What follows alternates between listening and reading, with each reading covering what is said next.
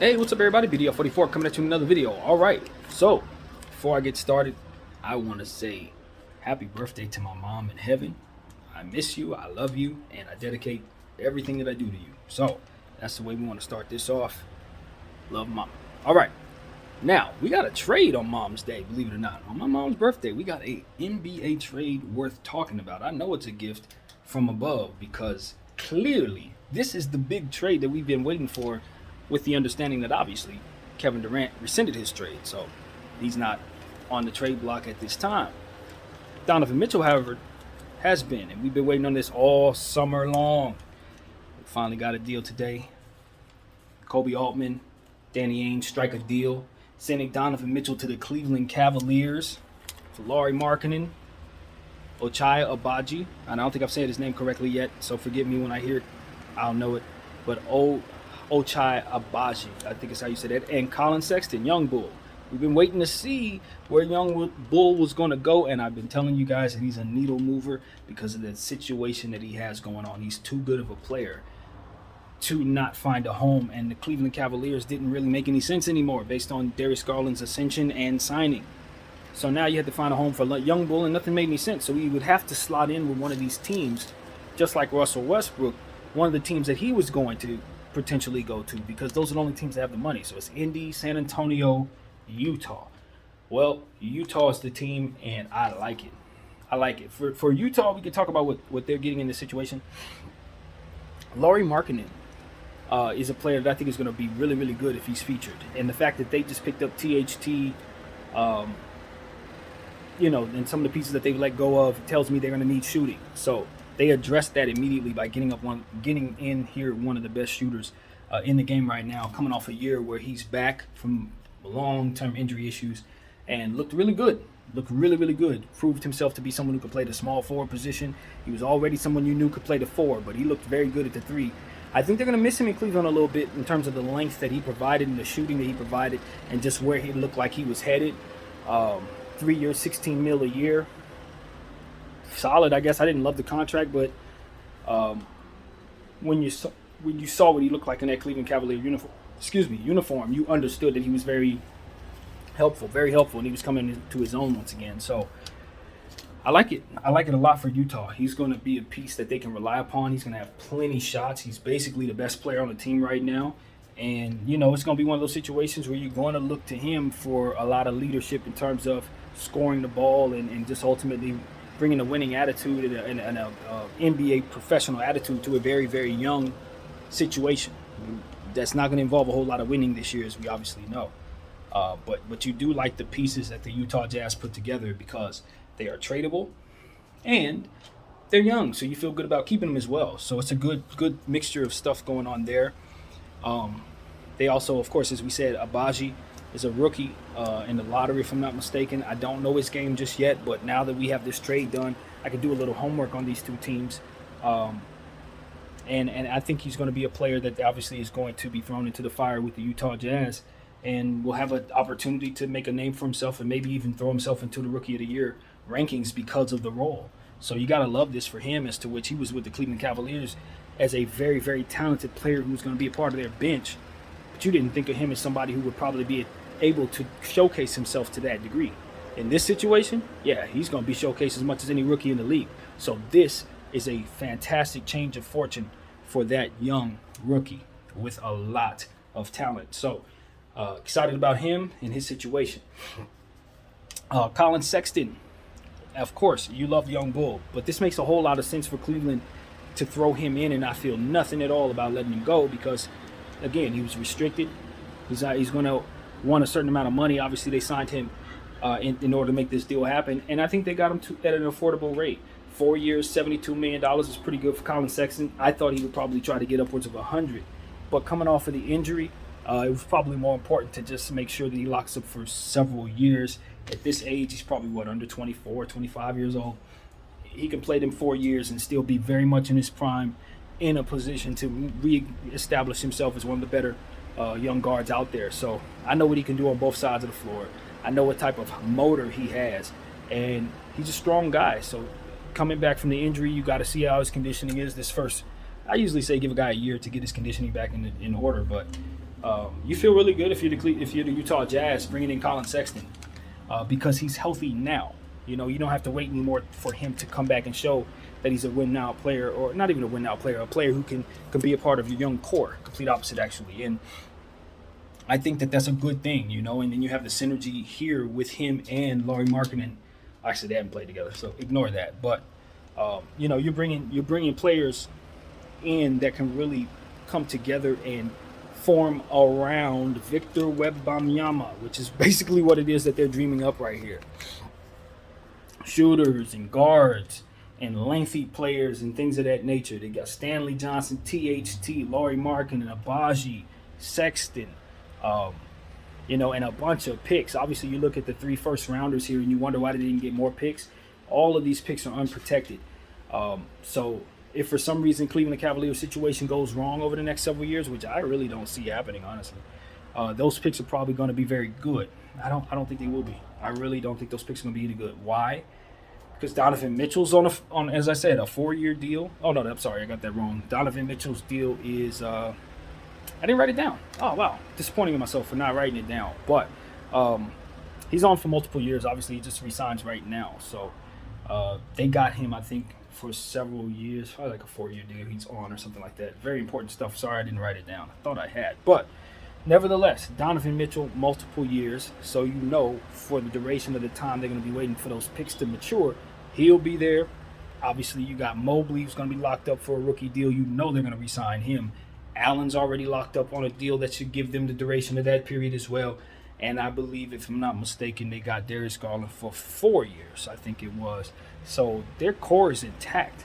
Not to mention that they got Caris LeVert back there too. So that Cleveland Cavalier team, you can see being kept together for the next 3-4 years just off of the length of the contracts of their most main important players. You have to understand, one of the most important things to have in the league right now is sustainability. You don't see too many teams having a lot of you know, of the same players coming back each year anymore. The Cleveland Cavaliers, because of the length of each of these contracts, you can guarantee that unless they get tired of these guys for any reason, they will have the same team for the next 3 years. And that is a very good thing when you consider the type of pieces that they have. One of the things I didn't like about the New York Knicks situation with Donovan Mitchell was the fact that he was going to be lined up next to another smaller guard in Jalen Brunson. That's kind of what's going on here. Why am I not upset about it at all? Because they have the front pieces, the front court pieces, and the length with Allen and Mobley to make all those issues go away. That's the problem. The Knicks don't have that. Yeah, they got Robinson, but it's nothing like having those two stilts in the front. So if you have to have smaller guards running the show, the dynamic you want in place is what the Cleveland Cavaliers have in place. So that's what you love about the situation in and of itself. You can go with 2 guys who are 6'3", when you know the 2 front court guys are 2 of the longest and greatest shot blockers in basketball today. And only getting better, both of them. Timeline, intact, all of these guys. Under 30, probably under 28, to be honest with you. I don't know everyone's age, but those core players that we talked about are on contract for the Cavs, all young, all aligned with each other's timeline. All not too young to where they need to develop, but not too old to where you can't see them being absolutely fantastic over the next 4 years throughout the duration of these contracts. This is fantastic for Kobe Altman. And there's another aspect of the situation that I caught on to immediately. Kobe Altman has put himself in a position as the Cleveland Cavaliers GM to effectively make an offer for LeBron James that does not involve the core pieces that they did not want to have to give up in the event they bring in LeBron James. That was one of the biggest conundrums that the Cleveland Cavaliers had, is how the hell do they bring LeBron in if he decides he wants to come home? Because you're definitely bringing him home. But what you don't want to do is have to give up Mobley, Allen, or Garland to make it happen. Donovan Mitchell makes it so that at least gives them some cushion to where if they do have to do something to get Bron, they don't have to give up those guys. Maybe they have to give up one of them, but they won't have to give up all 3 of them. Now, I don't know that LeBron James is coming back to Cleveland. But if he's not coming back to Cleveland, guess what you have? You got Donovan Mitchell, and you're very happy about that. That's the thing. It's not like you're itching to get rid of Donovan Mitchell if for some reason LeBron James don't want to come to Cleveland. You're fine. You're completely happy with this, and that's the beauty of the trade. Donovan Mitchell is both a coveted piece that fits perfectly with your timeline and a piece that the Lakers may covet in the event you want to trade for LeBron James. And that, my friends, is why this is one of the best trades I've ever seen. Truly. Because not only did you do all that, but you were able to get a deal done with Danny Ainge that doesn't look insane. It doesn't look like you got fleeced by Danny Ainge. And if you're Danny Ainge, yes, you took less than what you were aiming for, but you probably figured that was a good chance that was going to happen anyway in this market. That's why you aim so high, so you can get something reasonable that's far unreasonable to the rest of us. This is him getting basically fair value for a high price, no trade demand superstar with the type of cachet that he has, with the playoff experience and the all-star appearances he has, coupled with his age. It's rare that you find a player that has those two things going at that age. So that makes Donovan Mitchell an inflated in price. So in this situation, I think he fits better than he would have fit in New York, because obviously you got those two stilts down there. And of course, Darius Garland is phenomenally stretching the floor, phenomenally getting others involved. Those assists that he's going to get off of Donovan Mitchell in the open court are going to be some of the best we've seen in a while from Cleveland. And I'm telling you, man, this is a championship caliber basketball team right now. I got to look at their bench to be certain, but the core is a championship caliber core, in my opinion. If they come together, get a good system going, you have to understand the type of length that Allen and of course Mobley provide. And you couple that with the heightened intelligence of Mobley to the extent to where he's not going to foul very much, but he's still going to be hyper efficient defensively. He doesn't even have to worry about scoring as much now. He can average 15 points a game, and nothing has to change, because they're going to have so much scoring in other areas. And the players they gave up, why is this such a phenomenal situation? Because you didn't really want Colin Sexton. You didn't really want him. Yes, you want him. Don't get it twisted. Colin Sexton is a covetable player for the Cleveland Cavaliers, but for the circumstances they're in, you'd rather have Donovan Mitchell. You'd much rather have Donovan Mitchell, actually. And you like Colin Sexton, but coming off of the knee, with the type of situation that this is, to where it was a signing, restricted free agency situation, you just don't mind letting him go. You have all these other guards that you could afford to kind of play. He's not really a natural two, unlike Donovan Mitchell, who he is. So you slip him in. Donovan Mitchell, a bigger player, obviously a better player, to be honest. And it just is what it is. You're going to be very happy that you've done this, right? And he's the bulk of the salary at $75 million. So what else you give up? Laurie Markkanen? You'll eat that. You like Laurie Markkanen, but you'll eat that. And then you give up Ochai Agbaji, the young rookie. You'll eat that too, because he's a very, very coveted rookie. But he wasn't a top 3 guy. It wasn't like this is, Orlando giving up Banchero. He's a little further down the list in terms of lottery picks. So can't miss what you never had. You're bringing in Donovan Mitchell. You didn't even expect to have him, and he fits. So the challenge for Kobe Altman is, if the bench isn't as strong as it should be, which they gave up a lot of their bench, try to find pieces that make sense to make them the strongest team they can be bench-wise. That'll determine how far this team can go early on. But this core is good, man. It's good. And the length is what is going to make it really, really difficult to stop this team. That was evident whether they had Donovan Mitchell or not, to be honest with you. That team was a problem either way in my mind.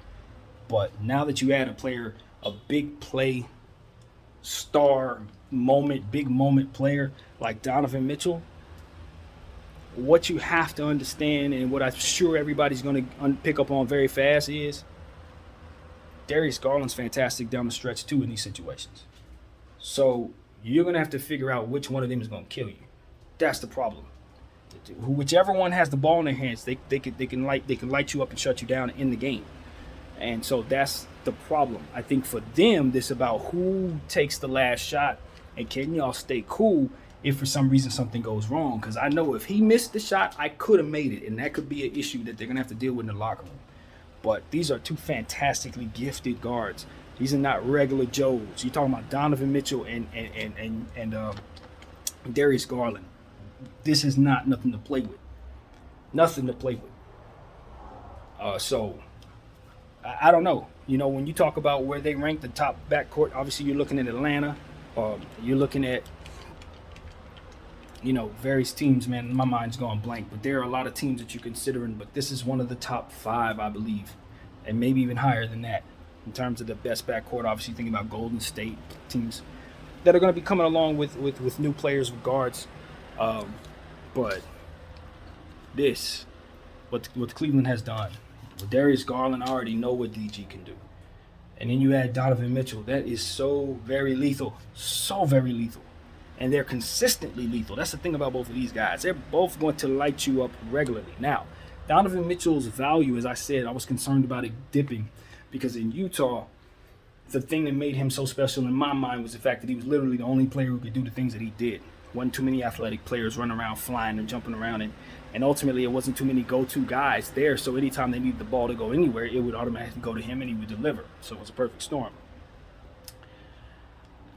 Even though I thought that if he were traded, his superstar status would kind of dip a great deal, because that was my argument, that I never wanted to see him leave Utah because he wouldn't be a superstar in my mind anymore if he left.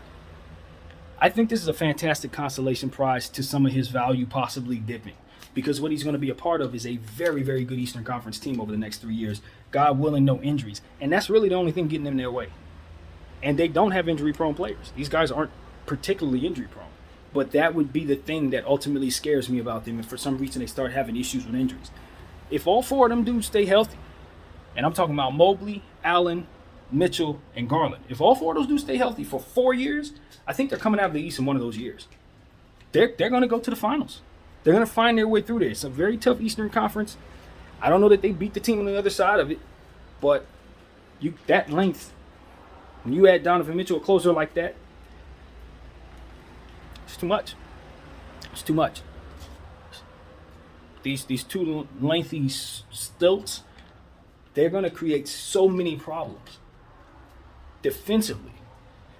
You're going to have your hands full and you're going to be in foul trouble so much because of the pressure that Donovan Mitchell is going to be putting on that rim. And then the way that DG is going to be able to kind of roam and create opportunities to hit long shots and make passes from different angles because of the presence of Donovan Mitchell darting all over the place. In my mind's eye, this is a very dangerous team, you guys. Very dangerous.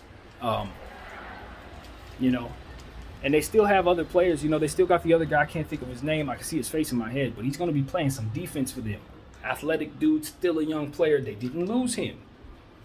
You know, he has a name I can't think of right now, but he's still very much a part of what it is that they're going to be doing. And he's a defensive guy, athletic as well. Him and Donovan Mitchell catching lobs. I love the idea of what DG, of course, can do passing the ball, but also Evan Mobley. And as you guys know, Evan Mobley is somebody who makes a lot of good passes, good timely decisions, playmaking as well. So he's going to also benefit from Donovan Mitchell's presence, getting easy assists and things of that nature, easier buckets for himself because of the presence of Donovan Mitchell in that starting lineup. That team dangerous, man. I'm telling you. Only thing I wonder about with the Cleveland Cavaliers in my mind's eye right now is the shooting. Darius Garland's the guy that's going to be shooting the ball a lot. Donovan Mitchell's a shot maker. I don't look at him as a pure shooter. That guy whose name I can't think of, he don't shoot the ball like that. Evan Mobley can hit the 3, but that's a developing aspect of his game, and Allen's not a 3-point shooter, so that's the only thing. And now that you've let go of Laurie Markkanen, I don't know that they have enough shooting around those guys to give them the spacing that they ultimately would most love to have. But DG is such a fantastic shooter that they'll get away with it.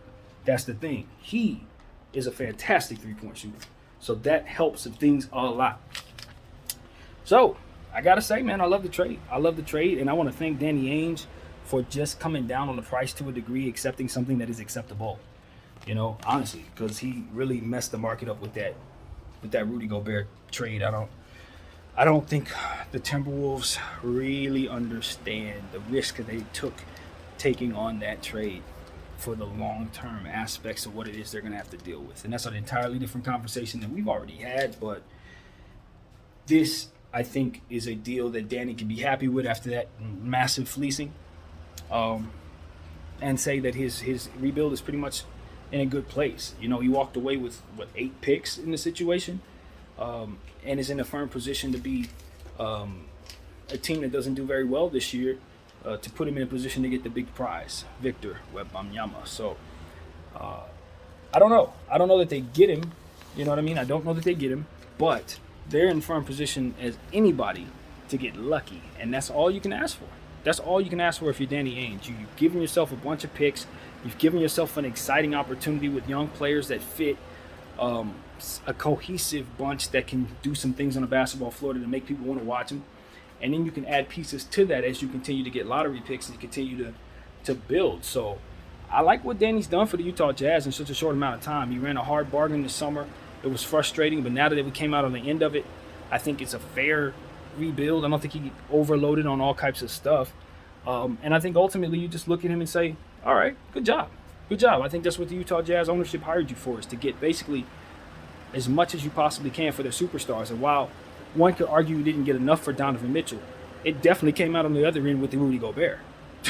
If you combine the two trades, you can say, okay, we got a great situation there. Maybe you would have loved to have gotten a couple more picks for Donovan Mitchell. Maybe you would have loved to have gotten the New York Knicks role players or whatever. But I like what they got. I like what they got a lot. I think they got better roles for the players that they're acquiring than they're leaving from Cleveland. I think there's a better situation for Markkanen individually. I think obviously it's a better situation for Abaji individually. And I think Colin Sexton is exactly where he needs to be. A place that can play him and put the ball in his hands and let him shoot the ball and do what he does. He don't have to think about being a facilitator too much, stuff like that. He can shoot, score, do what he needs to do. I don't know how THT fits in now. Once again, you need to put the ball in his hands. They're going to find out really quickly he's very off the ball. Off the ball. You put the ball in his hands, give him enough reps, let him make enough mistakes. Trust you me, he'll be scoring 30 points in no time. It's in him. THT will figure it out. So I like Utah. Whole lot. I like what they've done here. Nothing to complain about. If you're the owner, I think you got a deal that you should be pleased with. I do believe that. Because if you don't love Markkanen, if you don't love Young Bull, they're flippable. You can trade those guys again for something that you do like. Or get more picks if for some reason you just have to go that route. But it's a solid core. I mean, in terms of just a young start to a fresh rebuild, it's better than most. You know, to be honest with you, you consider Markkanen, Sexton, Abaji, and all these guys. That's a better rebuilding start than a lot of teams get. Certainly better than us. And all we had was Jordan Clarkson as a Laker fan. So, yeah, man, speaking of Jordan Clarkson, look for him to be traded next. Definitely look for that because they still got more to acquire in regards to their rebuild. You still got Conley in place. You still got Bogdanovic's contract in place. So a lot of that stuff is still going to get moved. Look for the Lakers, my team, to get involved if for some reason they come to the conclusion that Kyrie Irving is, in fact, off the table, which I actually don't believe. But it's one of those situations where that's where I'd see the Lakers get involved. If not, I'd see the Knicks getting involved, maybe trying to swap some bad contracts or something like that, since they didn't necessarily do some things here that they were hoping to do. I don't know what to say about the Knicks. Obviously, they're the next aspect of the conversation. I don't know what to say about them. They just didn't win this battle. They called a bluff, I think, when they signed R.J. Barrett to that contract. The one thing that they can always hang their hat on when R.J. Barrett hasn't been signed is the ability to keep the Utah Jazz on the phone. You understand what I'm saying? Because they can determine how much they want to pay him or agree to it or whatever. Once you give RJ 120 4 years, that's a definitive mark on Utah's cap that they did not agree to themselves. You messed up their numbers. So at that point, you've taken RJ out of the mix, and now you left them with the choice of Julius Randle and Evan Fournier. I'm sorry. I don't care for Evan Fournier's contract, and I don't care for Julius Randle's contract if I'm the Utah Jazz. That doesn't make me feel a lot better, especially when I see what the Cleveland Cavaliers were offering. Yes, you got a war chest full of picks, but I mean, I just feel like if you're taking R.J. Barrett off the books, now we're forced to take back one of those bad contracts if we're going to do the deal with you. That's basically what it comes down to. At least with R.J., I don't feel so bad if I'm Utah taking back R.J. I like that dude. He's going to score 30 points and do great things for us. And we'll negotiate with him and we'll feel good about it, just like we're doing with Colin Sexton. Obviously, Colin Sexton was signed to a 4 year, 75, I believe is what it was. that they agreed to. So that's much more reasonable for a team that's rebuilding than 4 years, 120. You see what I'm saying? So it's like I don't have to do that at all. Now, if Cleveland wasn't on the table with Young Bull, maybe you see Danny Ainge go with that. But I think the Knicks probably didn't realize that Young Bull was a piece that Cleveland could throw in. They probably didn't know Cleveland was in the mix. And it's like, yo, when you bluff, you got to understand there may be a deal in place that's just simply better than yours. You can't always bluff, especially with a hard baller like Danny Ainge. You can't do that. He don't care if you get what you want. Either you're going to give him what he's looking for, or he's going to walk away and he's going to do a deal with someone else. And I don't know what goes on behind the scenes, but you know me, I'm a tea leaf reader. That's what's there to see. That's what I see there. Without any information, without knowing anybody, I don't talk to anybody, but it's how I operate. This is how I kind of, just see the world. And look, you give me hints, I'm going to take what I see there and put it together. Sometimes there's a lot missing, but in this situation, this is what I see. The Knicks probably just put something on the table that they thought Utah would mull over one last time, and Utah probably told them, look, RJ Barrett unsigned is something we'll go for. Once you sign him to a specific number, we're out of here. And they probably call that bluff like, nah, we want to keep RJ. But they'll probably stick around. Maybe they'll take Julius Randle. No. They didn't take Julius Randle. They had another deal in place that they liked. And so that is how it goes. Do I think the Cleveland Cavaliers actually thought they were going to get Donovan Mitchell? Probably not. Not for that price. Hell no.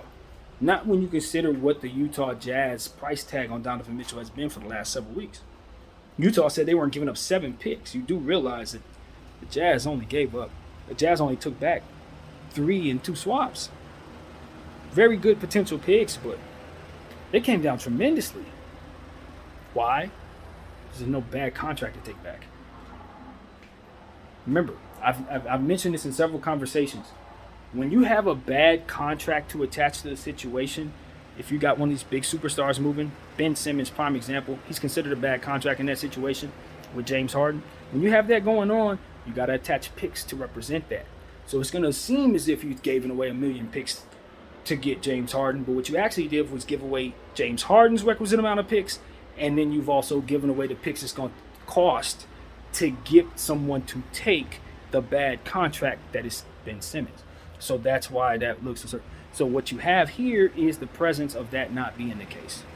Ain't no bad contract. Ain't no Fournier, ain't no Randles. Colin is considered a good contract. Why? Because he hadn't been signed anything. And it was signed to some 75, 4 years. You like that. It's affordable. For the type of player that you believe he's going to be when he comes back, you feel great about that contract year 3, year 4. You feel great about that. In fact, he's probably going to want an extension by then. That's, you're going to want to restructure that. You just expect it, and you feel like you're at the best case scenario for having him at that price, because if he doesn't live it up, then, you'd rather that contract be a bad contract at 75 than 120. So this is, again, this is what we're looking at. So I like it all the way around. Cleveland did great. Utah helped reset the market by taking something that just fit perfectly, really, really fit perfectly. Gotta love just the presence of what Colin Sexton's contract overall means in this situation. Meaningless basically to the team that's losing it, meaningful to the team that's bringing it in. It's just a perfect storm. Markkanen, you know what I mean? You love the piece. He played himself up to a level last year. You got to give the coaching staff, the development department in Utah, in Cleveland, all of those guys that decided to put Markkanen at the 3. That decision led to this, because it raised him up to a level to where his value is acceptable in the situation. You don't have to throw in some crazy extra amount. You don't have to throw in extra picks, because he played at such a level. And that's what I talk about. That's why keeping a good coach, and I was talking about that with my team, my Lakers, not firing Frank Vogel was a mistake, because the player's value directly was affected by his coaching style, and we did not put a stop to it soon enough, so it brought the value, everything we had, down. It's a complete opposite situation. Laurie Markkanen, they brought him in, Guy coming back from injury, you don't know how he's going to do. He's usually a 4. They put him at the 3. And in that lineup, in that situation with those stilts and that point guard, he was able to get the most out of himself. He was able to park it behind the arc, shoot threes, play to his strengths. His length was helpful in a defensive situation that was great for that because they already had length. This was perfect. It played his value up, and they don't have to give up nothing extra. 3 picks, 2 swaps, Laurie Markkanen. You couldn't throw Markkanen in this deal a year and a half ago when he was with the Chicago Bulls. There's no way in hell that would have got the deal done. No way in hell. He had to play himself up to that. And the organization had to make decisions to make sure that he was put in a position to play up to that. And those decisions are often made behind the scenes with coaches and styles and all these different things. And that's why I always talk about how everybody has to play their role in order for it to work out. Because you got the wrong coach in place, it brings that value down. You get a Russell Westbrook situation where they can't make him look good anymore. We could have got Donovan Mitchell if Russell Westbrook looked like the old Russell Westbrook. It's that simple. And how could we have done that? By firing Frank Vogel sooner, bringing us a center, and then putting ourselves in the position to have some shooters that could actually run the floor and help Russell Westbrook. There were certain things that we had to do in order to raise his value. We weren't thinking that way. We just weren't thinking that way. So, hopefully we're thinking that way now. At any rate, yeah, I'm loving this trade once again. I want to thank everybody for rocking with me as I speak in circles and stuff like that. But this is one of my favorite trades I've seen, just because of not only the fact that it opens up the market, but it also puts everybody in a position to have price tags that are normal again. You don't have to see 7 and 8 picks swapping around for this or that guy. Now, if you want to try to make a move for Kyrie Irving for 2 picks, it should be doable, because look what Donovan Mitchell just went for. Yeah, that's what I like about this trade. If they would have done another one of those Rudy Gobert trades, you would have never seen no kind of move after this. You would have seen another locked up situation if Danny would have fleeced Kobe Altman, but Kobe Altman's too good. And I told you guys years ago, I called Kobe Altman being a fantastic GM his first season. And I seen it. He was making good moves then, small, subtle moves that put him in a position to be advantageous. And now you can see what he's really about. You can see the type of moves he's capable of making. I already seen it coming. This is par for the course. The dude's on a fantastic mission, putting together a cohesive basketball team that fits the new era that we're walking into. And that's why I like this Cleveland Cavaliers. They're basically trailblazing us into that era by putting them 2 centers together and then giving them this type of talent around them. And I think it's going to work. I really do. This team is good. They're legit. This is good for Donovan Mitchell. So much better than New York. That's another thing. That New York fit was not as good as this. And I'm being so very kind when I say that, because I got a lot more colorful words. But this is a perfect fit, I think, for Donovan Mitchell's style of play, for what I think he's going to bring to the table defensively. Those guys are going to help. It's great. All they need to do is essentially attack that bench and make sure they get some affordable, athletic, sound, good, cohesive basketball players on that bench to fill in where those other guys will just need a couple breaks. But they're going to be a top-heavy team, no doubt. But, we're going to see. The Minnesota Timberwolves and the Cleveland Cavaliers have done something. When they put together this type of length, you understand that they've set a tone. The Oklahoma City Thunder as well, picking up Chet Holmgren, even though obviously he's out for the season. Same thing. Poku, Chet. It's stilts time. It's time to have tall, lengthy, skinny dudes who can block 5 and 6 shots apiece. If you can't match up that way and somehow do something to offset that type of length, both offensively and defensively, probably going to get beat. And that's why I'm not high on the Brooklyn Nets, because what are they going to do with these type of teams? I like Ben Simmons much than the next guy, but what the hell is he going to do with that type of length? They can't sell that to me, man. I know better. I know what the field has. And this is a team that is going to give the current Brooklyn Nets trouble unless they adjust and find themselves some more size. Claxton and Ben Simmons ain't enough. You're going to need stilts, tall, lengthy, long people. Without that, you're setting your stars up for failure, man. You're setting them up to not have what they need to match up with these new teams. You may beat them once or twice, may get lucky in the regular season. When you have to see them dudes 7 games, you're not going to win more games than them. It's just a simple mathematics. Too much length. And I'm telling you, I know what I'm talking about. It's going to be a problem. So, that's what I'm saying to you guys, man. I'm happy my Lakers got that type of stuff, though. We have that length. That's what I like about us, for those who are wondering. But anyway, yeah, that's what I got, man. I got to try to get this grasshopper out of my house here. Been looking at this dude for the last 30 minutes. He's been paying attention to the show. Try to show him to you without having him jump around. And there he is. He's getting out of here. So that's going to be the end of this. I thank you all for watching. Happy birthday, Mommy, once again. And I'm out.